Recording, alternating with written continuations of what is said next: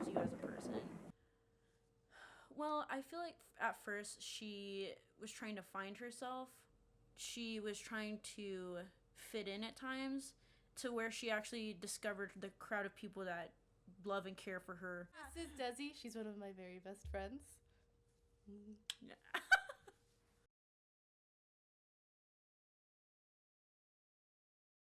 Growing up homeschooled, you grow up in a very enclosed environment, a very, small bubble.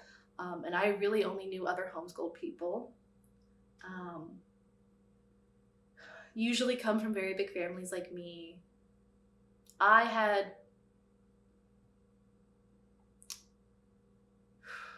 I was very lucky. My parents are still together, and I had a very stable home growing up. And I know some of the people I knew were not as lucky or as privileged. Like it's so weird because yes, a lot of us grew up in the same way, the same values, but I feel like I always was like this odd one out in some kind of way. Like I didn't quite fit in because I was a little bit odd, because of the way I dressed, because of the way I spoke. I felt like I was a very, very big extrovert among introverts. I have a speech impediment, and it was a lot stronger when I was younger. And it was something I was incredibly insecure about, but I never really talked about it. And I remember hearing myself on a recording once and just being filled with like this self-hatred and disgust. And I thought, I have two choices. I can either never speak again and become someone who's shy and more introverted, or I can keep going like it doesn't even matter.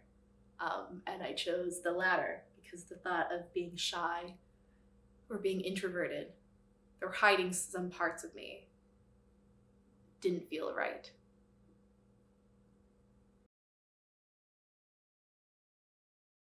When I was 14, I was watching the Rooster Teeth podcast, and I will never forget this because it's forever burned into my brain, and I feel like this is the moment I developed a main characteristic.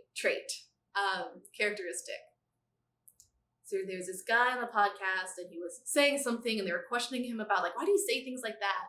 Something like that. And then he says, well, that's why we're here, isn't it? To make people laugh. And I've never heard anybody say that before. And it struck such a chord in me that I remember I paused the podcast, I stood up, and I went into the bathroom, and I was looking at myself in the mirror, and I said to myself, this is who you are. You just found out why you were here on earth. So ever since then, I have lived my life with the goal of making people laugh. So much so that when I graduated from my little homeschooled co-op, my mom made this for my senior table at graduation of the road ahead. It's my little roadmap vision board. So Dominion Equippers, that's me and my class at high school. And then my plan was to do a year at UTA, which I did. And I knew I was going there, but everything else after that I was uncertain. But the idea was that I would transfer over to UT, and then I would get a job at Rooster Teeth. And this happened, and then I kind of figured that this part would never happen, and then it did. So I have had this for the past 5 years, going on 6. And it's just kind of proof that 17-year-old Shelby had a dream and she made it happen. Or 14-year-old Shelby, honestly, had a dream. To talk about whether or not I've always known that I'm bi, it was kind of a struggle, I guess, because I always knew I liked boys. And then I couldn't figure out if I liked girls or not. And I said, well, I like boys, so I can't be gay. I can't be a lesbian because I like men. And then I remember hearing about being bi and realizing, oh, you can like both. And then thinking, well, if I was, going to be gay in any kind of way, I would be that. But I'm not. I was in denial about it for a very long time. And I was very hesitant to ever visit that side of myself because I felt like if I did, I knew what the answer would be. And I was raised in a religious Christian, non-denominational Christian household. And it was, my parents, they weren't, extremely homophobic or anything, and they're wonderful people. But just being in the environment we were, that's not something you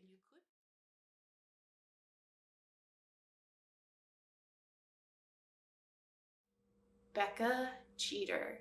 She was one of my best friends in high school, and she was 2 years older than me. And the probability that I had a crush on her and I just didn't know it is there. Because she had these beautiful golden curls and these green blue eyes, and she was so smart.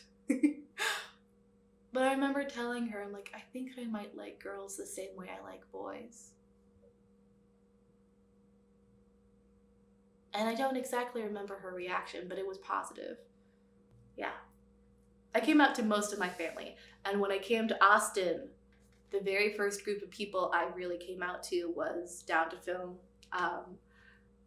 And I remember it was the first thing I said in a meeting. It was with all the newbies, and they were going around asking us what were we interested in. And people were saying, I'm interested in acting, I'm interested in directing. And I said, I'm interested in men, women, and cameras. Which got a lot of laughs, and it went much better than I thought it was going to be.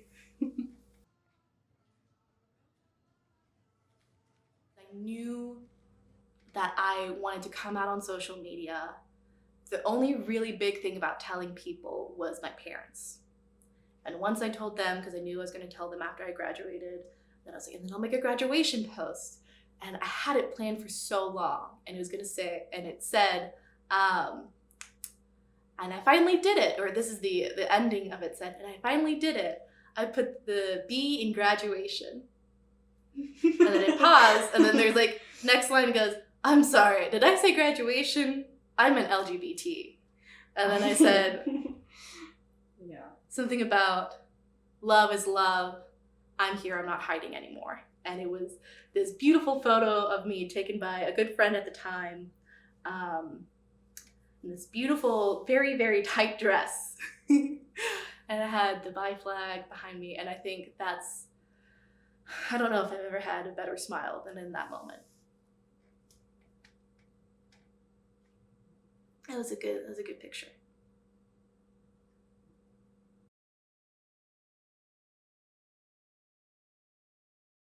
I had this big plan, this whole speech prepared to come out to my parents after I graduated, and it went to shit because during a very low mental health moment, I reached out to my mom, and at that moment, in addition to providing support, she was like, I feel like this is also the time to tell you, I know that you're bi, I found your TikTok, and I was stupid, and I made a TikTok about being bi, that's what got me. She was like, I think you need to come home this weekend, and I think you also need to tell your father, because I don't want to keep a secret from him. And it was the hardest conversation I've ever had. Having to look my father in the eyes and feeling like I was disappointing him or becoming a failure. And it happened in your house, right? The house you've lived in your whole life? Right in the living room. My sister offered to be there with me when it came out, but I don't know. I was stupid. I wanted to do it on my own, even though it probably would have been smarter to have her help. I did end up giving my speech, or at least part of it. And my parents are really wonderful people. But it was just something inside of me that had this doubt of they're going to look at me differently now. And the thought that they're going to look at me with a little less love in their eyes is the scariest thought in the world. But they don't. They still love me a lot. And I've had several people in my life assure me of that. So, because sometimes it's hard to believe, but they've come a long, long way in supporting me. It used to be kind of awkward, stilted conversations. The day after I came out, my dad took me to church. And I remember sitting in that audience feeling, I mean, it was nothing. It was just church. You know, he wasn't trying to convert me, but my parents, to them, it didn't matter that I was gay. What mattered was that I was spiritually healthy, even though I don't really know what that means. I've always felt like a lot of people in my life had a really great relationship with Jesus, or had some kind of faith. Like, it felt natural for them to pray. And it just, looking back at it, I realized that the times I've prayed, it just feels like something I'm supposed to do, not something that I want to do or need to do or brings me any kind of comfort. I love to think that maybe one day I will revisit religion, but as right now I am agnostic. Although I do believe that I like to believe that things happen for a reason. It's not just all coincidence. You meet certain people. I'm gesturing to Desi, who's sleeping on my couch right now, and Amber behind the camera. You meet certain people that you are intended to meet. Now, who is making that intention or who put us in our paths, I don't know the answer to that. And I feel a lot more comfortable with not knowing after having come out. Feeling more stable mentally would be really great. Because even though I have a lot of things that make me happy, I'm in Austin, where I've wanted to be for the past year.